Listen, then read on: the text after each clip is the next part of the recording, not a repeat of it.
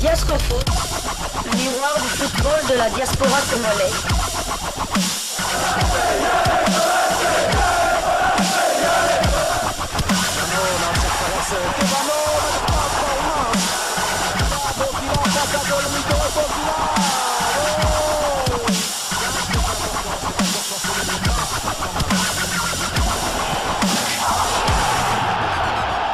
Diasco Foot, le miroir du football de la diaspora congolaise.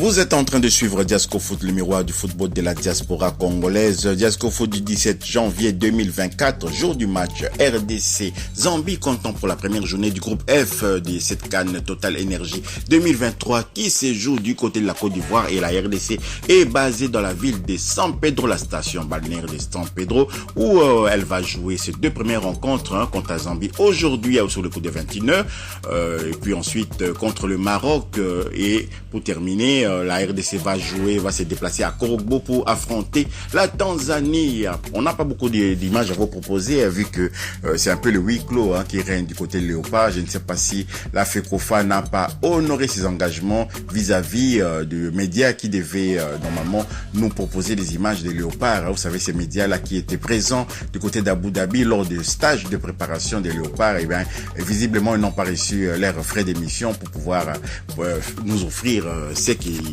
faisait si bien, donc voilà, c'est dommage. Mais nous avons quand même des confrères de la radio Top Congo FM qui sont sur place. Sylvie Meya Ginovic et Jonathan Massiala, ils sont sur place. Également aussi notre confrère de Gazon Foot Joyce est également là-bas du côté de San Pedro, et nous allons quand même avoir quelques images à vous proposer. Commençons d'abord par Top Congo FM, le journal de sport, le journal de la CAN de cette radio des sportifs au top. Suivez, puis nous nous retrouvons tout juste après. Allô Côte d'Ivoire, allô l'Afrique. Le Congo arrive, c'est le jour J pour la RDC dans cette Coupe d'Afrique des Nations Côte d'Ivoire 2023. Mesdames, messieurs, bonjour et bienvenue dans ce nouveau numéro du journal de la CAN. Et comme depuis toujours maintenant, Sylvie Meya est à mes côtés pour ce journal de la CAN. Bonjour Sylvie. Bonjour Jonathan Massiala, bonjour également à tous les auditeurs de la radio des sportifs au top. Le jour tant attendu est arrivé. Mercredi 17 janvier 2024, la RDC fait son entrée en liste dans cette compétition, cette CAN de l'hospitalité contre la Zambie. 21h, heure de San Pedro, finalement 22h, heure de Kinshasa, avec cette modification par rapport au dernier communiqué de la Confédération africaine de football. L'heure importe peu, mais c'est l'événement qui compte un peu plus pour les Congolais, avec cette entrée en liste très attendue par les Congolais qui auraient pris espoir en leur équipe, ou encore qui auraient pris confiance après la belle série des éliminatoires de la Coupe d'Afrique des Nations. Le jour J, le jour qui paraissait assez loin, est finalement arrivé le 17 janvier 2024. Ça nous rappelle un événement certes malheureux, mais on espère que les Léopards vont justement faire honneur à ce héros national qui est Patrice Emery Lumumba, en battant une équipe qu'ils ont l'habitude de terrasser en phase finale de CAN. Je répète, la Zambie n'a jamais réussi à battre la RDC lors d'une phase finale des CAN. On se rappelle également de cette finale à 74 face justement à cette nation. Et la toute dernière confrontation, c'était à la Coupe d'Afrique des Nations 2015, où les deux équipes avaient fait jeu égal d'un but partout. Les Léopards de la RDC ont effectué leur séance d'entraînement officielle hier soir. C'était à partir de 19h30 heure de San Pedro, 20h30 heure de Kinshasa. Tous les 24 joueurs étaient présents au cours de cette dernière séance d'entraînement de veille de match, donc y compris Glenn Batubinsika qui ne sera pas là, mais on a bien écouté le coach Sébastien Nessab en conférence de presse d'avant-match. Tout le monde est prêt pour jouer cette rencontre. C'est une bonne nouvelle pour les nombreux sportifs, les nombreux supporters des Léopards de la RDC, puisque tous les joueurs vont répondre présents dans cette confrontation, hormis bien sûr Dylan Batoubinsika, suspendu pour cette première journée. Lui qui est l'habituel compère de Chancel Mbemba en défense centrale, et on a compris, on le disait d'ailleurs lors de nos précédentes éditions, cette précaution prise par Sébastien Desabre en match amical, notamment face à l'Angola où il a essayé le tandem Chancel Mbemba Inongaba Kainok, et contre le Burkina Faso où il a utilisé en défense centrale Chancel Mbemba et Rocky Bouchiri. On va voir ce qui va se passer dans cette charnière, mais déjà la bonne nouvelle, c'est que tous les joueurs, tous les 23, hormis bien sûr Dylan, seront présents sur la feuille de match, et l'infirmerie jusque-là est vide, et c'est une très bonne nouvelle pour les Léopards parce qu'ils partiront avec 100% de leur force et de leur entre guillemets point faible qu'il faudrait minimiser lors de cette rencontre. Allez, l'RDC n'a jamais perdu contre la Zambie, vous l'avez dit, en phase finale de Coupe d'Afrique. 3 rencontres, une victoire et 2 matchs nuls. Une victoire pour la République démocratique du Congo.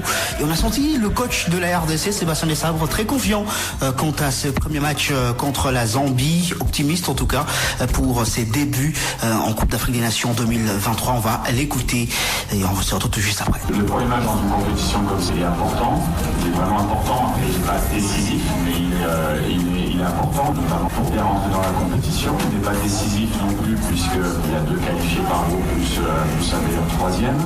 On y va avec l'ambition, nous, de continuer ce qu'on a entrepris depuis un peu plus d'un an et demi. Comme je l'ai dit, on est outsider dans cette compétition. On veut d'abord faire de bons matchs. C'était là Sébastien Desabre, Sylvie. On l'a senti en tout cas très optimiste pour cette rencontre. Comment vous comprenez cet optimisme du coach français de l'RDC? Je pense que Jonathan Massiala, c'est une manière pour Sébastien Desabre de rebooster, le montrer au public que ces joueurs ont bien travaillé depuis leur arrivée ici à San Pedro, après justement cette préparation à Abu Dhabi. On sait tous que c'est l'entraîneur qui transmet la hargne à ses joueurs, c'est l'entraîneur qui transmet son mental à ce joueur, puisqu'il faudrait éviter le piège zambien, puisque dans un derby, on ne sait jamais ce qui peut arriver.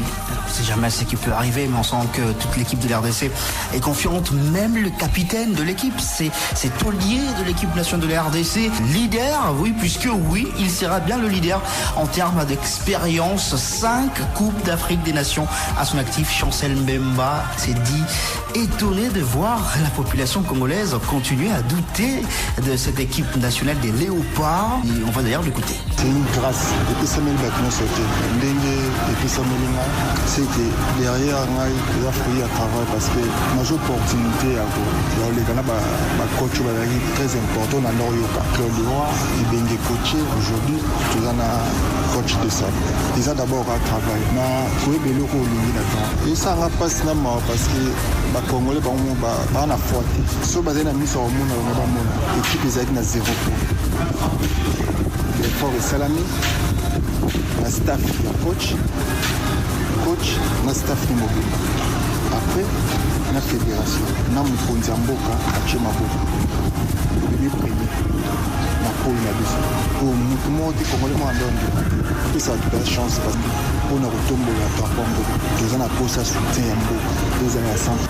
Confiant, Chancel Mbemba qui parle d'une grâce de se voir jouer 5 Coupes d'Afrique des Nations. Oui, c'est réellement une grâce puisque 5 Coupes d'Afrique des Nations, ça veut certainement dire 10 ans d'appartenance à une équipe nationale au moins. Chancel Mbemba, je pense que, je l'ai toujours dit, ce garçon est l'exemple de la réussite, l'exemple que seul le travail apporte les succès, parce qu'il a commencé timidement, même chez les seniors. En 2013, quand Claude Leroy l'appelé pour la première fois disputer la CAN en Afrique du Sud, d'aucuns en tout cas ne pressentaient ou ne présageaient une aussi belle carrière de celui qui est devenu aujourd'hui le plus capé de la sélection congolaise. Chancel Mbemba a suivi le cursus normal et aujourd'hui, je pense que c'est mérité ce qui lui arrive, cette grâce divine comme il l'a dit. Et après, c'est un joueur qui a toujours été optimiste. Les joueurs également, à travers leur confiance, pousse le public à avoir également confiance en eux.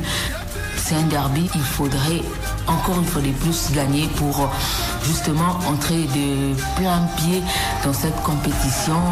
De la Zambie, on reste modeste. On va écouter ici l'analyse d'un journaliste zambien. Il s'agit de Kaloumania. C'est un match difficile, c'est un derby. La Zambie n'a jamais battu la RDC à la Coupe d'Afrique, même si on l'a déjà fait en amical ou aux éliminatoires. La RDC part favorite, mais nous avons une nouvelle équipe qui, je pense, peut être dangereuse en attaque. Et ils sont modestes, mais attention, ils peuvent toutefois créer la surprise. On a vu encore hier la défaite de la Tunisie contre la Namibie. La Tunisie qui était annoncée favorite devant la Namibie, qui a donc battu cette équipe tunisienne. Concernant le résultat d'hier, il y a eu aussi cette victoire difficile quand même du Burkina Faso devant la Mauritanie et cette victoire finale du Mali contre la République sud-africaine, 2-0. Mais Sylvie, on voit bien que depuis le début de cette compétition, il y a bien des surprises et la RDC doit bien se méfier. Les Congolais pourront compter sur l'appui de leur... Voilà, nous sommes de retour pour conclure cette première livraison sportive de Diasco Foot du 17 janvier 2024. Nous espérons que vous avez obtenu toutes les informations nécessaires concernant les Léopards de la RDC et justement cette rencontre qui va opposer les Léopards contre les Chipolopolo de la Zambie. Si vous avez aimé, merci de liker, merci de partager. Merci également de commenter et de vous abonner à Diasco Foot, le miroir du football de la diaspora congolaise, et d'activer la petite cloche de notification qui vous permettra de ne pas manquer la deuxième livraison sportive de Diasco Foot du 17 janvier 2024. Diasco Foot vous dit au revoir et à bientôt.